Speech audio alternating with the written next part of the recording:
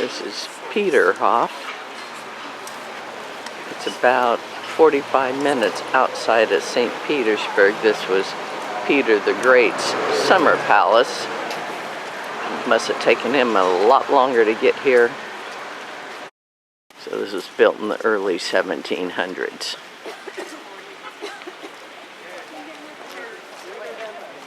The inspiration for this palace was Versailles.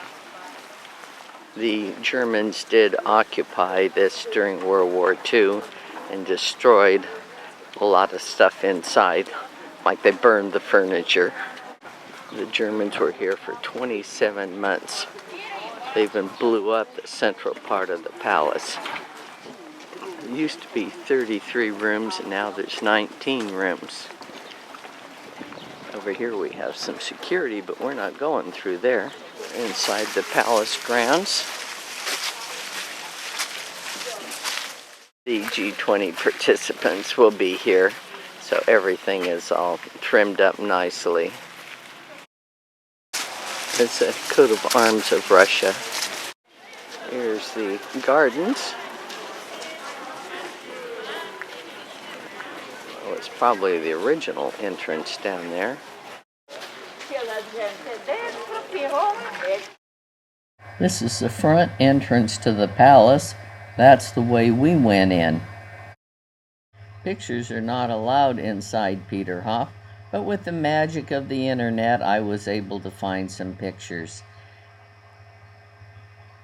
This is the throne room, and down here at the end is the throne with the Russian coat of arms. Here's a dining room. In the back corner, you can notice the heater.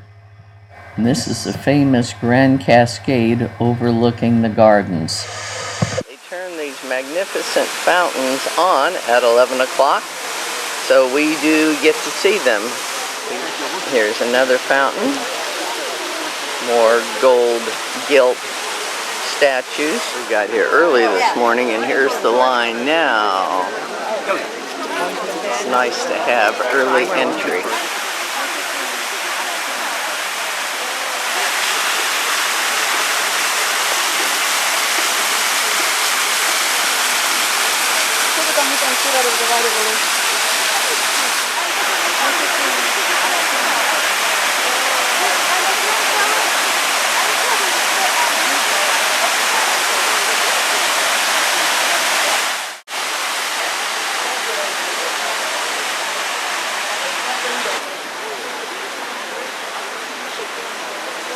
The fountain to that's Trident out there.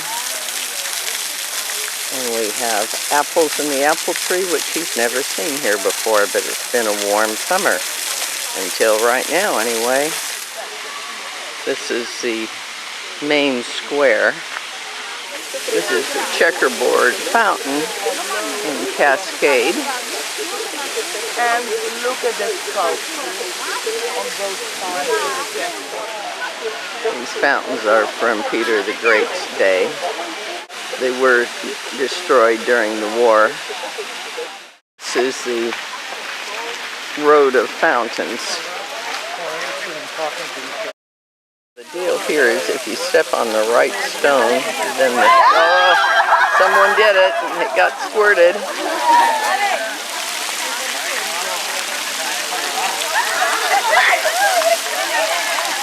This is the sun fountain.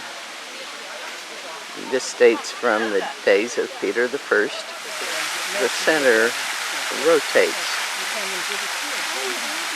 This was built for Catherine when she was a Grand Duchess. Didn't live up there in the big palace. It was an assembly house, and then after those days ended, they turned it into a bathhouse. So Peter actually lived here, much more modest, and the sides were art galleries. So the sun has come out, and we have a nice shoreline here. Okay, here's a view up the canal to the fountain to Peterhof.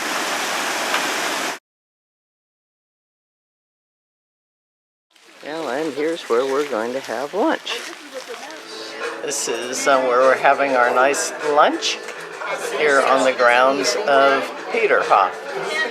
We're going to get back on a hydrofoil.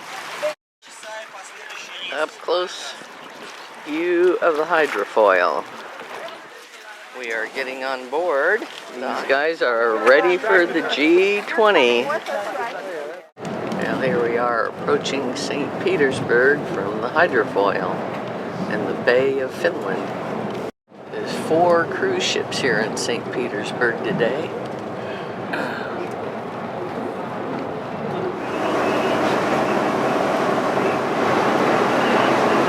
Wow.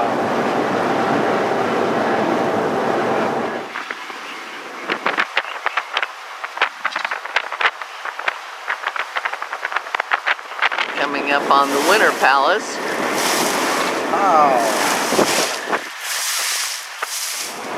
Saw these 2 pillars yesterday.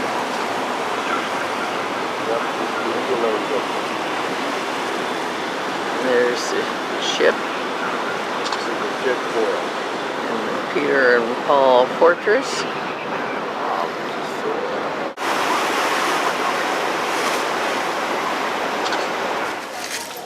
Here's the statues on top of the Winter Palace.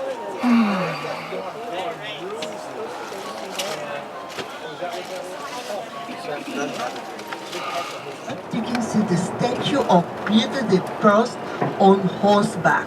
Remember, this morning we saw another statue on horseback. It was the statue of Nicholas the First, and it's on the other side of St. Isaac Cathedral, which is on your left-hand side. And the one to the left is known as the Bronze Horseman, because Alexander Pushkin wrote a poem about this monument, which he called the Bronze Horseman. So on Peter's head there is a laurel wreath, the symbol of glory, and under the hind legs of the horse there is a snake, the symbol of all the difficulties which were overcome by Peter. St. Isaac Cathedral is on your left-hand side, and you can see the columns which are made of granite and which bear the scars of the last World War II, when they were pockmarked with shell splinters during the siege of Leningrad. It's a museum now, it's beautiful inside. There are lots of mosaic pictures there. There is the icon stand with mosaic pictures and decorated with the columns inlaid with Nicholas the First.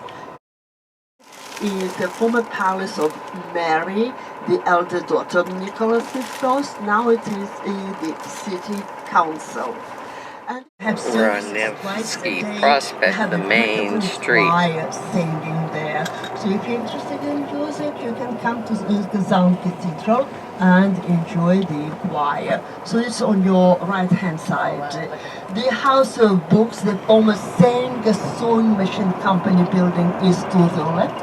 You see there is a second floor where people are sitting. There is a little restaurant, and they could wait just to there, and it's fun to sit there and to watch people in Nevsky.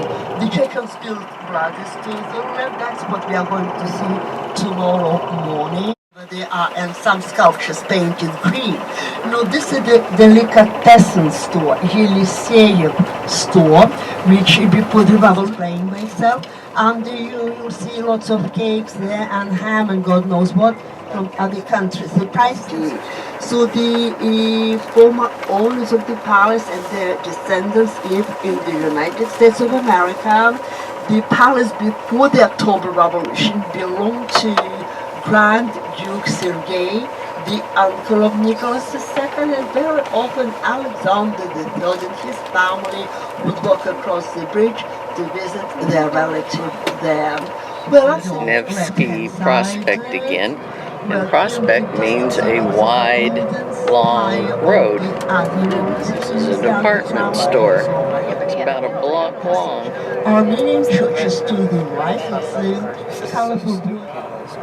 This is the Grand Hotel Europe, The where Square we're of staying. Arts, or the Arts Square, one of the central squares of St. Petersburg, is in front of us. Johanna showed you everything on the square, but I just want to